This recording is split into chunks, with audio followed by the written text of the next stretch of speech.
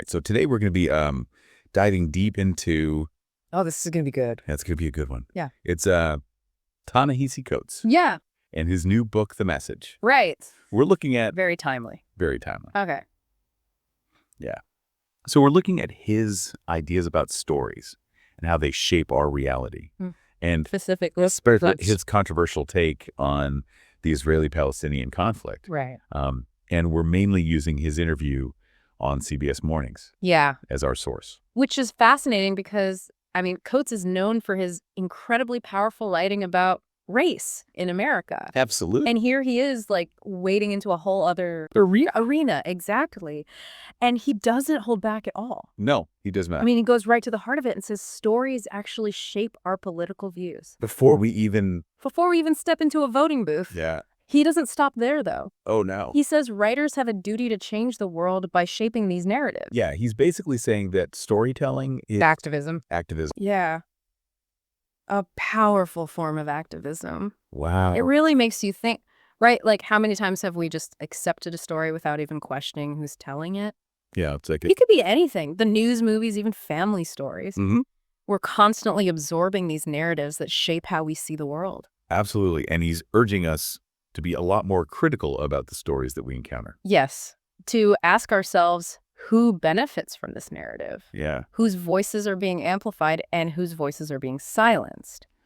Now, all this leads us to the most controversial part of Coates' book and this interview, his perspective on the Israeli-Palestinian conflict. Right, and he goes all in. Mm-hmm. He devotes a huge chunk of his book to this topic and even traveled to the region himself to gather firsthand accounts. Wow. And of course, he gets some serious pushback. The interviewer challenges him pretty aggressively, saying his views sound a lot like extremist viewpoints and ignore important historical contexts like terrorism against Israel. It definitely got heated. Yeah. So how does Coates handle those accusations of bias? Well, he claims that the pro-Israel perspective already dominates American media. Okay. So he sees it as his responsibility to amplify the voices of Palestinians who often don't get a platform in the mainstream media. He uses a really powerful analogy to make this point. Yep, what's that? He says he's been a reporter for 20 years and has never encountered a Palestinian-American bureau chief or correspondent for any major media outlet. Wow. That's striking. It makes you wonder, are we really getting the full picture? Are we only hearing one side of the story? Exactly. Now, the core of Coates' critique of Israel is his argument that it's what he calls an ethnocracy. An ethnocracy. Yeah, he defines it as a system where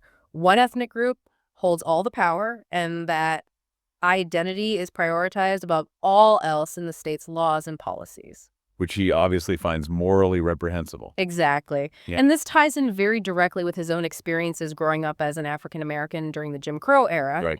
He's drawing a parallel between the systemic racism he saw firsthand and what he sees happening in Israel. Right. And that personal connection really adds weight to his argument. Absolutely. It's not just some theoretical debate for him. It comes from a very real place. He shares this incredibly powerful anecdote about walking through Hebron with a Palestinian guide. Oh, yeah. And he realizes that this guide, whose family has been living there for generations, actually has less freedom of movement than he does as an American visitor. Wow. Yeah. And it's like this turning point for him. It's not just an abstract concept anymore. He's seeing the human cost of these policies. And he ends that anecdote with a very provocative question. What's that? He asks, why is that okay? Wow. It forces us to confront our own assumptions about what we're willing to tolerate. When does inequality become unacceptable? It's like he's holding up a mirror to all of us. Exactly. And of course, the interviewer doesn't let him off easy. Of course not. He pushes back on Coates' perspective, bringing up the issue of Palestinian agency and missed opportunities for peace. Like, are the Palestinians partly responsible for the situation? Right. And Coates' response is so interesting. He insists that the fundamental problem is the discriminatory system itself, regardless of any specific actions taken by Palestinians. So it's like the system is inherently flawed. Exactly. And he makes this analogy to his opposition to the death penalty. Okay. He says he opposes the death penalty completely no matter what crime the person committed. It's a really powerful comparison. It is. He's saying that for him, the mere existence of a system built on ethnic discrimination is fundamentally wrong. Yeah. And this section really highlights the complexity of the Israeli-Palestinian conflict. Absolutely. I mean, there's this long and complicated history on both sides. Yeah, and Coates is choosing to focus on what he sees as this fundamental moral question. Right, and he doesn't shy away from taking a stance, even though it's controversial. Not at all. He's reminding us that even in these seemingly intractable conflicts, there are still basic questions of right and wrong. And that brings us to Coates' call to action. He doesn't expect everyone to agree with him, but he wants his readers to wrestle with these issues and come to their own conclusions. He's not trying to tell people what to think. He's trying to start a conversation and encourage critical thinking about these really complex issues. And he's not afraid of dissenting opinions. Oh, no. In fact, he welcomes them. He wants people to challenge the stories they've been told and the systems they may have accepted without question. And that's what makes this deep dive into Coates's work so fascinating. It's not about finding the easy answers. It's about questioning our assumptions and getting a more nuanced understanding of the world. It's about realizing that history is always told from a specific point of view. Exactly. And seeking out different perspectives is absolutely crucial for developing our own informed opinions. This whole conversation really underscores the power of stories in shaping our understanding of the world, especially when it comes to politically charged issues like the Israeli-Palestinian conflict. It reminds us that challenging the dominant narrative, even when it stirs up controversy, is essential for fostering a more inclusive and balanced dialogue. Absolutely. And it all boils down to, questioning those stories we've been told Yeah. and actively seeking out different perspectives. We have to, take responsibility for how we see the world. And that central question that Coates asks, can a state founded on ethnic identity ever be truly just? Right. That's It's a huge question. It's not just about Israel. Yeah. It has implications for how we think about nations all over the world. Exactly. It makes you question the very basis of a nation. Yeah. I mean, if a state prioritizes one group over others right from the start, Right. can it ever really achieve true equality? And Coates isn't afraid to connect this to his own experiences in America. No, he doesn't. He sees parallels between this ethnocentric thinking that he criticizes in Israel Yeah. and the history of racial segregation and discrimination in the U.S. Right. It just highlights how these questions that Coates is raising. They resonate far beyond this particular conflict. Exactly. These are fundamental questions about identity and belonging and the pursuit of equality that are relevant all over the globe. And, as you can imagine, Coates' book has sparked some pretty strong reaction. Oh, yeah, I bet. Some people are praising him for his courage in tackling such a sensitive and complex issue, while others are accusing him of bias and oversimplification. Which is why I think this deep dive is so important. Right. We're not here to tell you what to think. Right. We're just presenting the information, the different perspectives, so you can form your own conclusion. It's about encouraging critical thinking. Exactly. We want you to question those assumptions and really understand the nuances of a conflict that's often portrayed in these very black and white terms. Absolutely. Coates' work is really an invitation to a deeper, more meaningful conversation about the Israeli-Palestinian conflict. It's a conversation that acknowledges the historical complexities, the personal stories, and the moral dilemmas at play. And that's what we're aiming for here. Yeah. We're not claiming to be experts with all the answers. Yeah. We're learning right alongside you, Right. exploring these ideas, and we really hope you'll join the conversation.